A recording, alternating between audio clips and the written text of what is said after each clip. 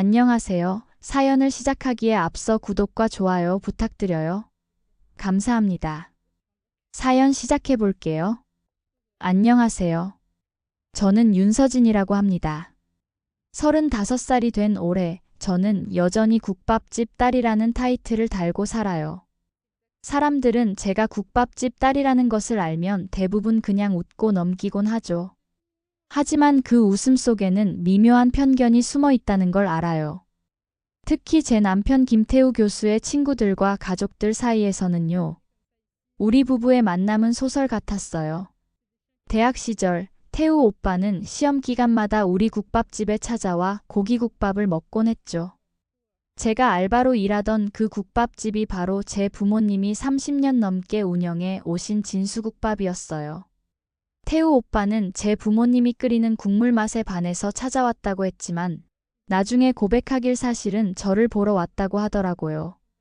우리는 대학을 졸업하고 태우 오빠가 유학을 다녀와 교수가 되고 나서야 결혼했어요. 물론 결혼 과정이 순탄하지만은 않았죠.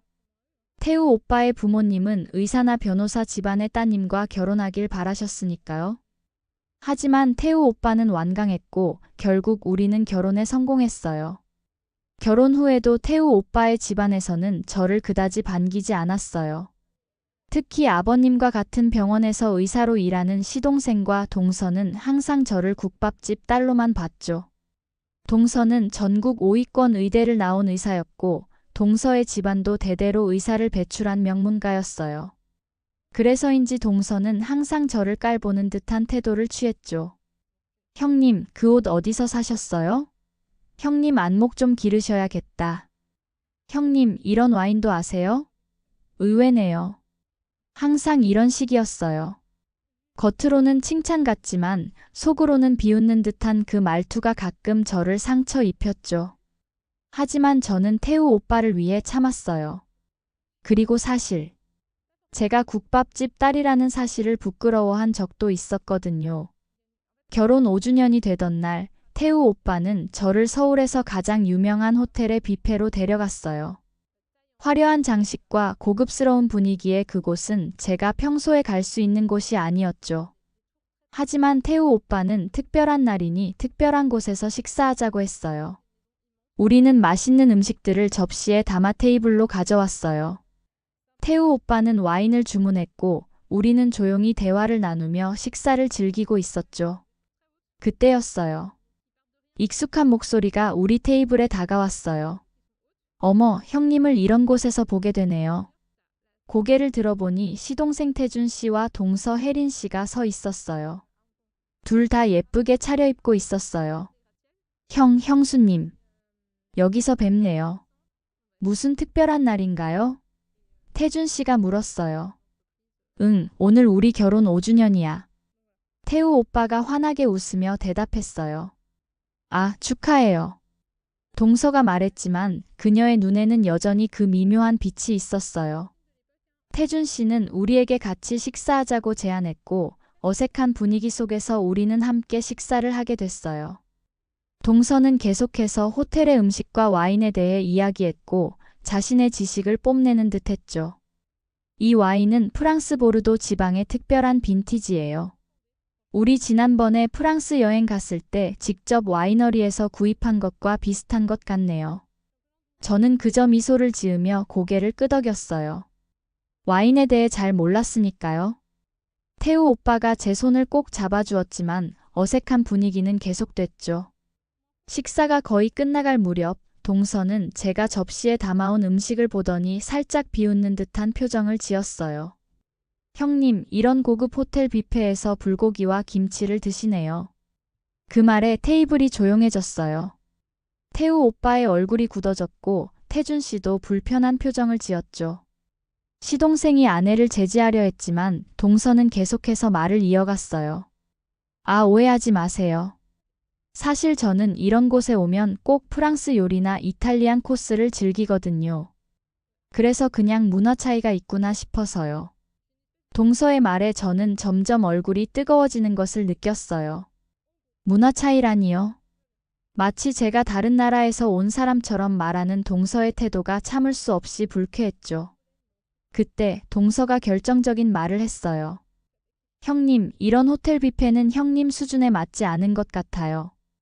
역시 형님은 형님 수준에 맞게 국밥이나 드시는 게 어떠세요? 그 순간 정적이 흐르면서 테이블이 얼어붙었어요. 태우 오빠가 화가 나서 자리에서 일어나려는 순간 누군가가 우리 테이블에 다가왔어요.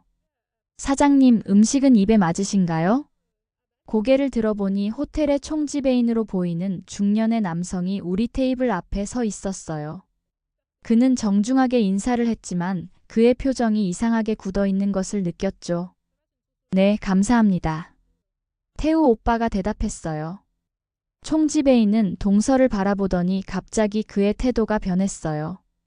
그는 단호한 목소리로 말했어요. 죄송합니다만 윤 사장님께서는 오늘 저녁 특별히 이 호텔을 방문해 주셨습니다. 사장님께서 개인적으로 인사를 드리고 싶어 하십니다. 윤 사장님이요? 동서가 물었어요. 어떤 윤 사장님을 말씀하시는 거죠? 총지배인은 저를 바라보더니 깊이 고개를 숙였어요. 윤서진 사장님의 부모님이십니다. 윤상철 회장님과 사모님께서요.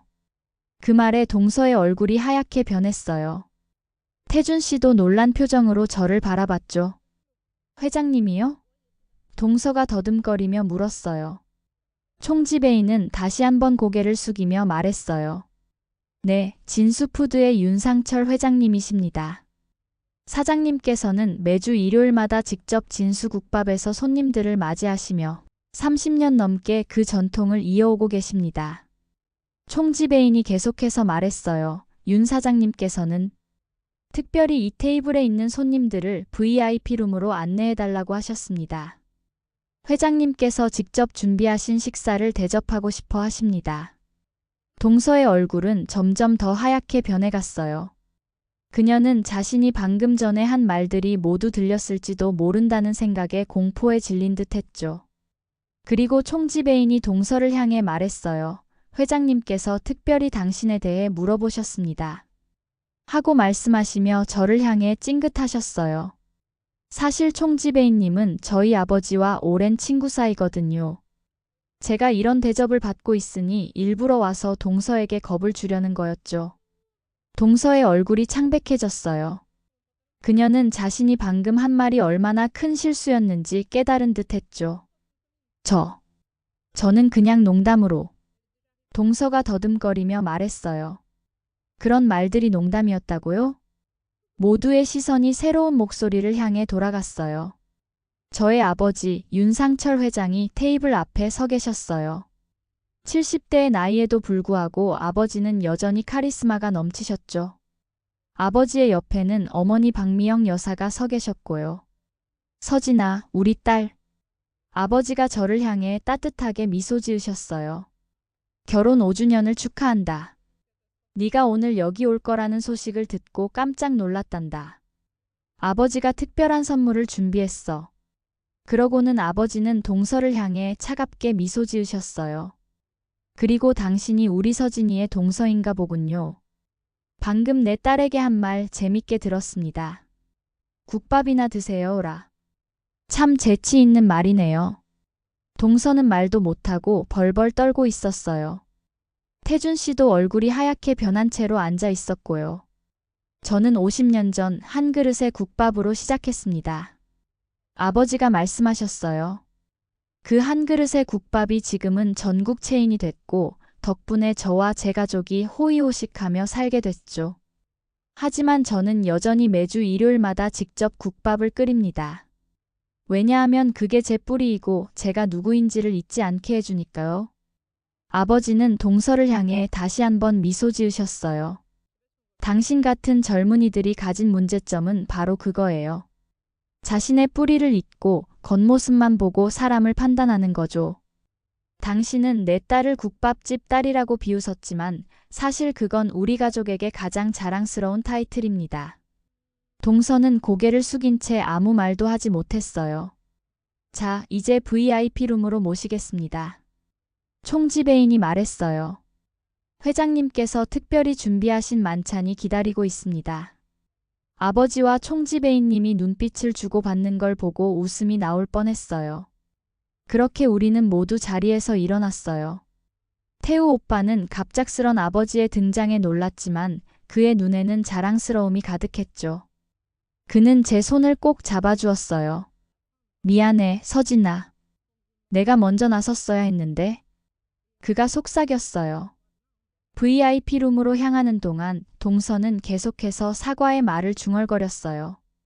하지만 아버지는 그녀를 무시하셨죠. 대신 아버지는 태우 오빠와 저에게 결혼 5주년 선물로 파리 여행권을 건네주셨어요. 우리 딸이 행복한 것 같아 다행이구나. 아버지가 말씀하셨어요. 그게 아버지에게는 가장 큰 선물이란다. 그날 밤 우리는 호텔 스위트룸에서 하룻밤을 보냈어요. 태우 오빠는 침대에 누워 꼬숩다는 표정이었죠. 서진아, 그때 딱 장인어른이 나타나시다니. 너무 통쾌했어. 재수씨 표정 봤어? 결혼하고 가족 행사에는 참여도 안 하더니 우리 와이프가 얼마나 귀한 사람인지 몰랐나 봐. 태준이도 그렇게 여자 보는 눈이 없어서야. 그가 말했어요. 저는 미소를 지으며 그의 팔에 기대었어요. 오빠, 나도 진짜 통쾌했어. 매번 무시하는 듯한 그 눈빛이 너무 불쾌했는데. 그날 이후로 동서는 저에게 완전히 다른 태도를 보였어요. 항상 정중하고 친절했죠.